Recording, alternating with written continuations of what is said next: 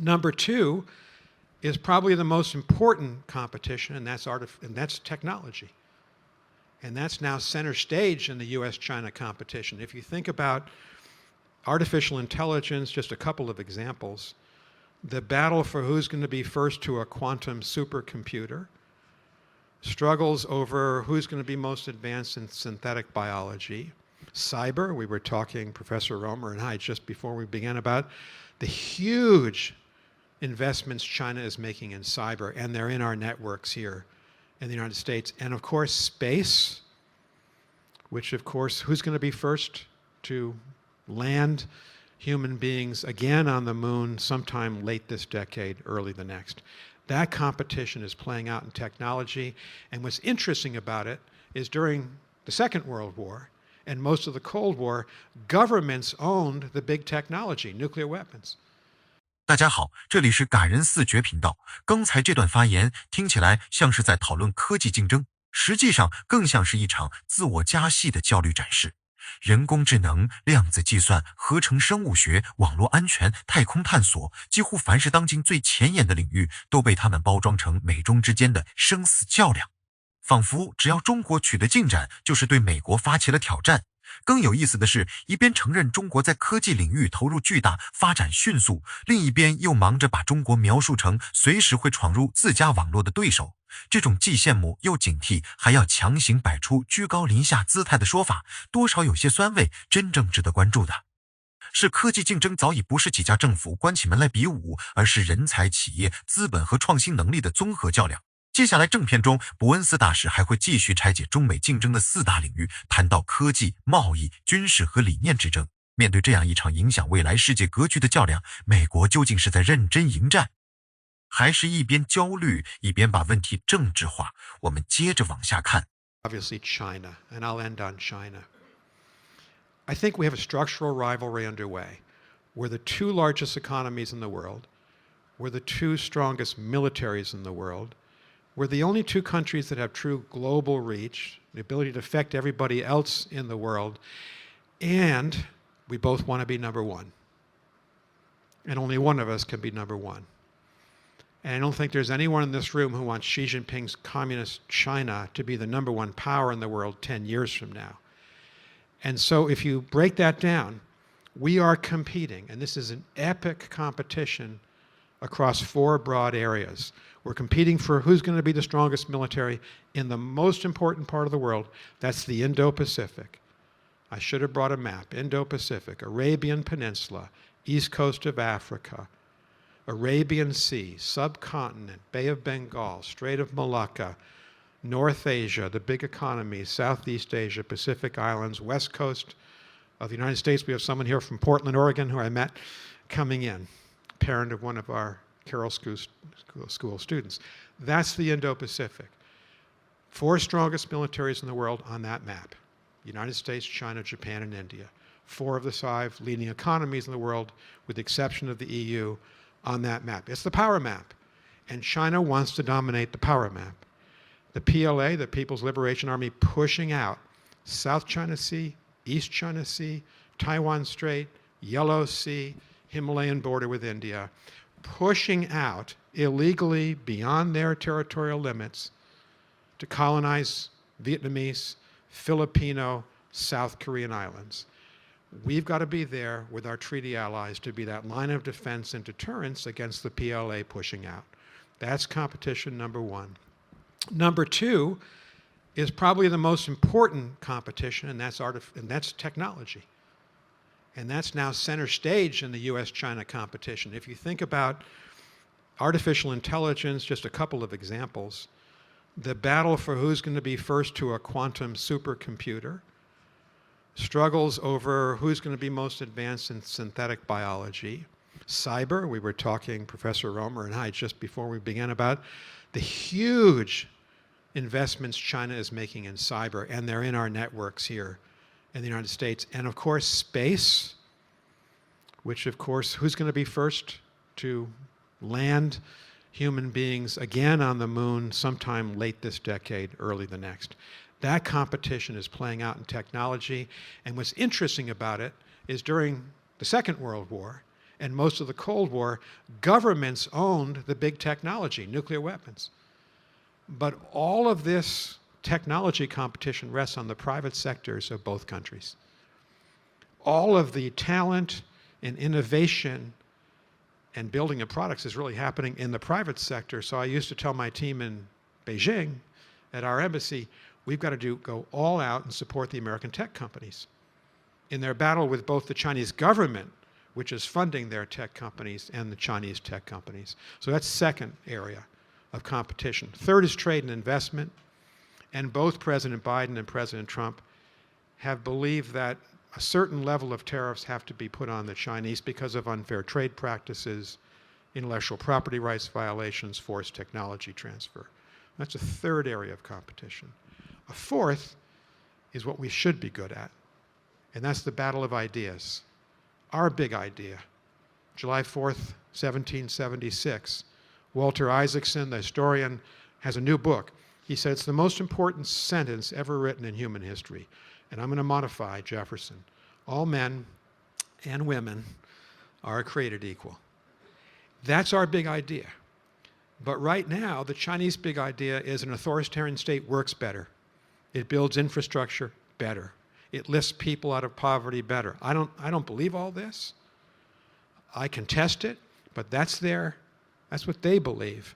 And they have made a better effort in getting that message out to the rest of the world than we have, because we destroyed USAID. Elon Musk and the Doge people, in 2 weeks, fired 10,000 people in a government agency. They demolished it. They sent someone down to Constitution Avenue to actually chisel out the words U.S. Agency for International Development. And we destroyed Voice of America. And I found in the later stages of my ambassadorship, they were getting their message out more effectively than we were. So boy, this is competition. And I think China is the strongest adversary we've ever faced in 250 years of American history. Certainly stronger than Nazi Germany, regional power, Imperial Japan, definitely stronger because of their economic strength than the Soviet Union. Compete, and that's going to be the focus of American power. Probably 80% of my team and my effort was on the competitive edge. We do have to work with them when our interests are aligned, and they align on climate change. I'm a climate science acceptor. I don't deny the science. I accept it. China's 33% of global emissions. We're about 11. They're rising. We're falling, but we're number 1 and 2. And every president, but President Trump, has decided we need to work together. We're no longer doing that. I hope that'll be reconsidered. Certainly, I think by any successor to President Trump and the Democratic or Republican side, we can't deny the truth and data and science and facts. And finally, what has united Donald Trump and Joe Biden is we have to live in peace with China. We live in the nuclear weapons world. We live in a world of chemical weapons. Who knows what AI is going to bring in terms of destructive human technology? We have to live in peace with China. And it's good to see both presidents be so forthright in saying that. So I have taken you on a journey about risk, about challenge that we Americans face. We need to shore up a world order of rules and institutions and guardrails. We need to make sure Iran does not succeed in the Strait of Hormuz. We should want to make sure that Putin doesn't succeed in Ukraine. And we have to be very smart about China, because our strongest competitor is also a partner, and we have to live in peace. And that means we have to have diplomacy in the forefront with China. I'm not depressed about our future. I told you 3 quick things about hope. I'm really hopeful about our young people, and I don't just say this to be nice in a university setting, but I spend all my time now with young people, 20s and 30s. They are purposeful, they're service-centered, they want to make a difference. I work with a lot of Harvard Business School students, like the BC students. There's nothing more important than strengthening the American private sector. And that's why I'm hopeful. That's hopeful point number 2. I tried to meet every CEO who came through China. We have 10,000 American companies in China. We have thousands more exporting or importing into and from China. And we are banking on the private sector to be our most effective agent globally in a world of technology transformation, but also in this US-China relationship. And the CEOs and other board members whom I met from across the spectrum of American industry couldn't have been more impressive. And I think that's a unique advantage of the United States these days. Almost the rise of the private sector as this critical group of leaders in a world that's changing so profoundly. Third and finally, so we can look out in the sun and be a little bit more brighter on a Friday morning. We've been a remarkably fortunate country as we think about 250 years since July 4th, 1776. I just think of 3 times we were very fortunate. One was March 1865. 700,000 Americans dead. The Civil War nearly over. And what did Lincoln say in his second inaugural? With malice toward none, with charity toward all, let us bind up the wounds of our nation. He was saying the Confederates are our brothers and sisters. We're bringing them back into the fold. Grant promised Lee at Appomattox, your soldiers can return on their horses with their sidearms because they have to go plow the fields in the spring of 1865. What luminous leadership from our greatest president. And then fast forward to the Depression and World War II, what made us the great industrial power? This is a Walter Isaacson thought. He says, think of a triangle, it's what you said. The federal government sits at the top point. It funds our research universities all across the United States and the incubation of ideas, innovation, then monetized by the private sector on the third leg of the triangle. Think Manhattan Project. Think the industrial economy of World War II. Think Gemini. Think Apollo. Think the creation of the internet. This all happened because of the virtuous triangle that you described. And it is exceedingly painful for me.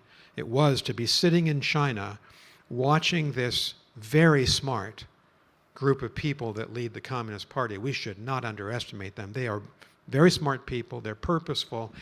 And because they're autocrats, they can plan 10 to 15 to 20 years in the future and make big bets on industries.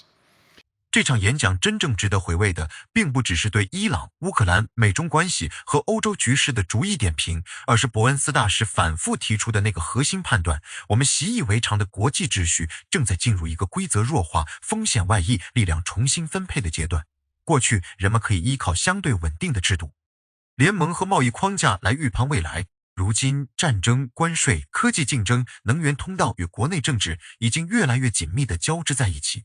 这也提醒所有关注国际局势的人，今天的世界不能再只用单一视角理解，金融不只是利率、汇率和市场指数，背后还有航道是否安全，供应链是否稳定，盟友是否可靠，技术是否领先，企业的投资决策、家庭的财富配置、国家的发展战略都正在被地缘政治重新塑造。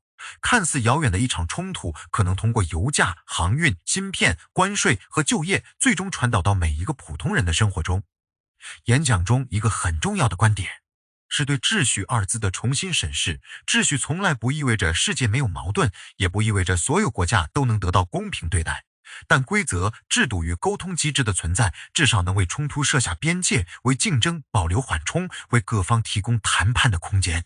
一旦这些边界被不断突破，国际关系就很容易从竞争滑向对抗，从对抗滑向误判，再从误判走向难以挽回的危机。伊朗问题所带来的启示尤其直接，军事力量或许能够改变局部态势，却未必能够快速解决政治、社会和地区安全的深层矛盾。越是复杂的冲突，越不能只问谁的火力更强，更要问各方能否找到停火的条件，能否控制升级的边界，能否避免让平民和全球经济承担无止境的代价。真正成熟的战略不只是赢下一次行动，而是知道如何结束一场危险的对抗。乌克兰战场则让我们看到现代战争正在被无人机、人工智能、远程打击与信息能力深刻改变，未来的竞争不再只是坦克和军舰数量的较量，更是工业能力、科技创新、社会韧性和联盟协调能力的较量。一个国家能否持续投入研发，能否把实验室里的成果转化为现实能力，能否让年轻人才愿意投身长期建设，都会决定他在未来格局中的位置。谈到美中关系，演讲给出的判断同样值得深思。两个大国之间既有竞争，也有难以切断的相互依存，既要在科技、产业、安全和影响力上展开较量，也必须在气候、公共安全和避免冲突失控等问题上保持沟通。真正危险的不是竞争本身，而是把竞争误读为只能走向全面敌对。大国之间最需要的恰恰是清醒、克制，以及在分歧最尖锐时仍然能够对话的能力。而在这场竞争中，科技已经不再只是经济增长的工具，它越来越成为国家实力、产业安全和战略主动权的来源。量子计算、人工智能、生物技术、网络安全、太空能力，每一个领域都可能改变未来的力量对比。演讲中关于大学、政府和企业形成合力的讨论，也点出了关键所在：创新不是凭空出现的，它需要长期教育、基础研究、制度支持和市场转化。任何一个环节被削弱，最终都会影响一个国家的竞争力。